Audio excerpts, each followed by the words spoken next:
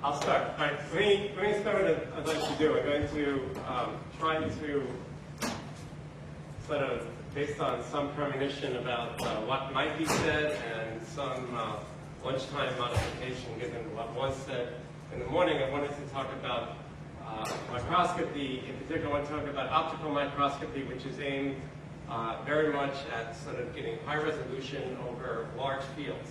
And this is very much in the spirit of looking at model systems where you can see how big the cells are, maybe follow changes in shape. And I also wanted to describe a little bit of what's sort of been pushed in part of the sort of cell biology and neuroscience communities, also in technologies that may be relevant for studying tumor systems and for making model systems. So it's a bit of a travelogue. I'm going to start very, very, very simple, and depending on my watch here, depending on how the time goes, I may describe then how we use some of these techniques in our own laboratory.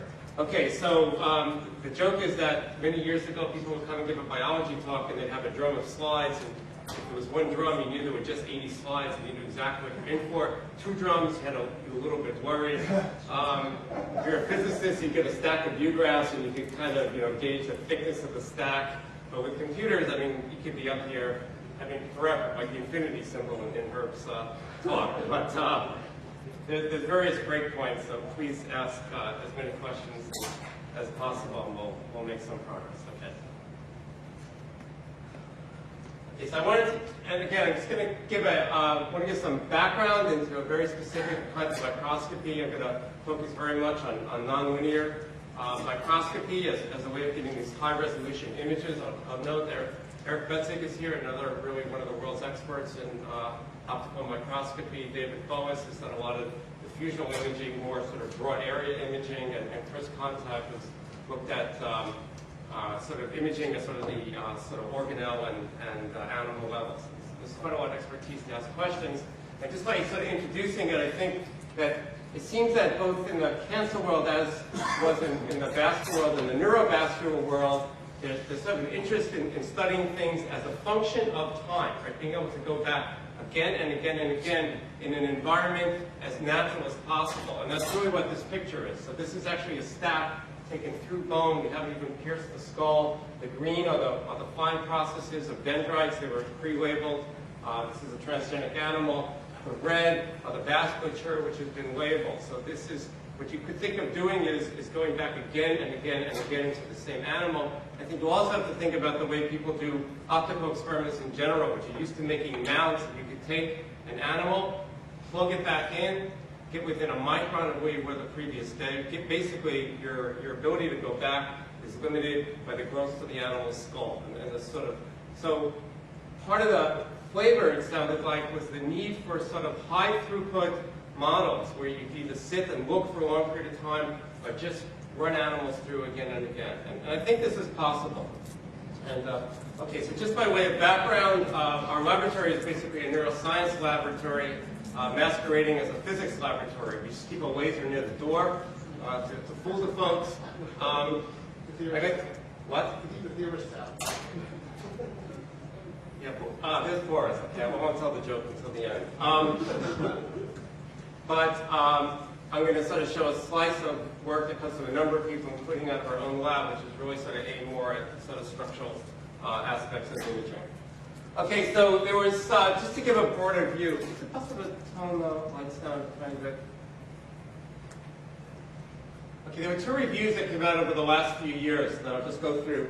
Just give you sort of a flavor of what's happening in neuroscience and maybe relevant to us studying tumors. Mark Schnitzer prepared this actually wonderful review article that came out in Annual Reviews in Neuroscience last year. And just get sort of a little bit of a flavor. This comes from Mark Ellsman's work, who's actually at UC San Diego. And the idea is to be able to image, go back to a spot on a large scale. This is 500 microns, so this is a field of many millimeters. Within that field, there's actually a single cell, and then we can hone in further. We can look at the structure of that cell. We realize tumors don't have all these dendritic processes, but they do have filopodia that are growing out. And then you can hone in even further, and in fact, you can actually map processes down to the resolution of lights, and then you can, as I'll discuss a little later, you could use automated reconstruction techniques to get the structure of these elements. So it's sort of the idea that you could sweep many orders of magnitude within your image, from large fields down to fine fields, that's the fraction images. To push this a little further, this is data that comes out of Steve Smith's lab, which again might have some use. It was, can we really look at the microstructure of what's happening in single cells? And Steve had the interesting insight that you could take histological tissue, and you could just cut it like prosciutto, very thin, okay? Embed it in plastic, cut it like prosciutto, paste it down, and you can take the same tissue and again bind an antibody, take a photograph, heat it up, boil off the antibody, bind another antibody, heat it up, boil it off, okay? And over time, you can actually build up the location of about 20, in their case, up to 20, maybe more, right? It's unbounded in some sense, different antigens. You can get a very, very high resolution picture of what's happening, agreeably on fixed tissue, but nonetheless, if you have the antigen, you can see the structural relations. So we sort of saw today how you talked about different proteins being bound on microfilaments, and you could actually go ahead and you could probe these on a very fine scale. Okay, this last work comes from our own laboratory, which has to do with, again, sort of this, looking things on this large scale, this kind of millimeter scale. This is the vasculature. And on the one hand, being able to track individual blood cells as they move. On the other hand, being able to look at large chunks and not just take pretty pictures, but actually convert this into vectors. So sort of in the spirit of Herbie's talk, you could actually do some mathematics on the data that you've taken and potentially test models. Okay, the other thing that's come up, and this comes out of a nice view by Thomas Michel and Kirchensteiner, is so that this was already 4 years old in a field that's moving fast. Is using different mouse models for diseases. In our own lab, again, we've worked on some issues that bore on ischemia, but of course, there was sort of early work that came out of Harvard that actually used this to study sort of in vivo models to study neurodegeneration. So I want you to sort of think of using your mouse model, like I said, but going back into a closed system, the environment is as close as possible, being able to go back and every day measure in the same spot. Okay, so I had to pick a focus. All of optics in 25 minutes is hard. So I picked a very particular slice to see how well I do. I want to talk about techniques in which you have an imaging condition, which are really looking at a diffraction limited image, which is a focus, as opposed to, say, diffusional techniques where light comes in, bounces around, and comes back. In a sense, I wanted to look at techniques where, with the wave equation, you can always back up and understand what the structure is of the scatter is. Okay? A critical issue of all this is the use of nonlinear excitation, and this is an important approach because given that the scattering length is somehow large compared to the size of your focus volume, okay, which is in brain tissue, the scattering length may be 1/200 microns, so there's no problem compared against maybe 2 micron focal length. In other tissues like bone, it's a problem, right, to do. So I'm going to, but nonlinear excitation is kind of critical because you could be shedding orders of magnitude of light as the incident intensity goes down. But these are techniques where all of the optical sectioning is done by the incident light. It's a very sort of clever insight by Winfried Denk about 20 years ago, and this allows you to see deep into scattering tissue. Okay, and then there's a number of effects that ultimately limit you to maybe sort of hundreds to maybe of microns, maybe a couple of millimeters. The other thing that's very critical in many of these imaging experiments is the contrast mechanism. Now the thing about, I'll just give a sketch through fluorescence. This may be really too elementary, but it's important to realize the thing about fluorescence is that the background is dark, okay? Which means that the background provides very little light. The background light is what gives you your noise level. So if you have a background that's dark, okay, then you're looking at even a low signal relative to a black background, a low noise background. And that's sort of why fluorescence dominates. Now, there are a number of intrinsic techniques that come up that are important. Some have to do with identifying molecules by their vibration. There's been very clever experiments that were done, but they've been very limited in practice. Some have to do with the fact that molecules are polarized, and that could be exploited with non-linear interactions of light, because things like shining in light in one color and getting out light at twice the color, so-called second harmonic generation, tells you something about fibers. And again, you're doing it with respect to a very dark background. So I'll just touch on these very briefly, but I took this picture, okay, of cells with epidermal growth factor overexpressed in a carcinoma. And this is, again, was done in cell culture. But this, I think, seemed that the kind of thing you would actually like to be able to do in vivo in a way that you could go back. So can we sort of put together a couple of technologies that are out there in the cell biology, neuroscience world that might allow you to get at this? Before you leave that, oh, don't ask me about this. I'll really embarrass myself. So this is the total opposite of this. Is Surcheck many years ago used fluorescein diacetate to look at the structure of water in a cancer cell. And what they did, they put the dye in, and as it tumbled, they looked at the tau value, and they could identify cancer cells by the structureness of water. Now, I never knew what happened to that. Is anything that occurred? Because we're after water, you're after cells, and after growth factor here. But could you tell the structure by looking at the structure of water? They looked at it by, well, they looked at it by looking at how the polarization decorrelates over time. It sounds reasonable. I haven't heard of this being pursued, but you know, as long as it's down below gigahertz, it's measurable. Becca Dickinson was going to put an instrument out that did it. I just never saw it go further. It was very interesting. Well, if we try it, we're color.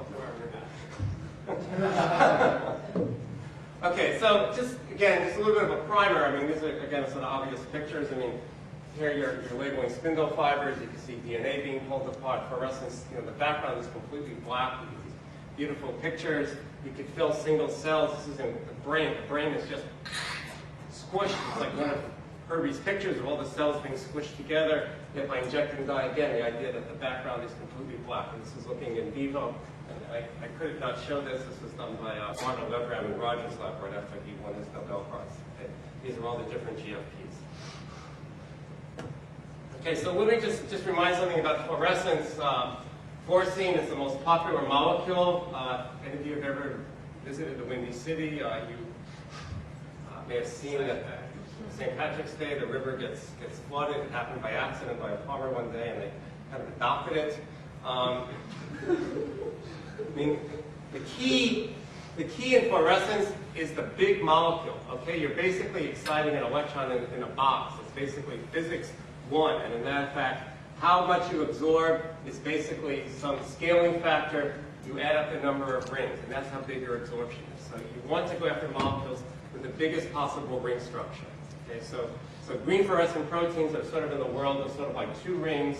Many of the rhodamine compounds sort of like chicken wire, like the way you make a fence, and they get bigger and bigger, and you get higher and higher absorption.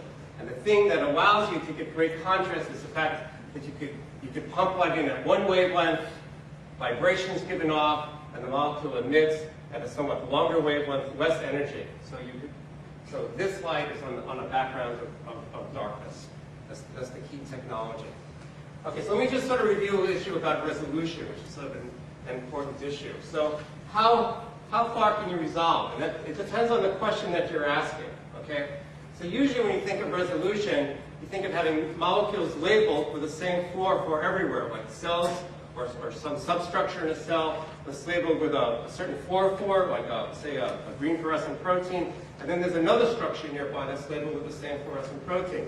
So they both look the same. And you're asking, how far do I have to pull them apart until I can actually differentiate one bright spot from the other bright spot? Okay?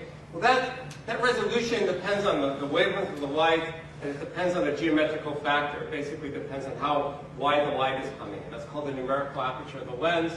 And in some sense, if you were to image lots of spots, if you just threw down spots of fluorescent protein, you know, at some point the spots are too close, and you can't resolve them, and you think it's one spot, and at some point they're far away. Now this is true if everybody is expressing the same color, okay?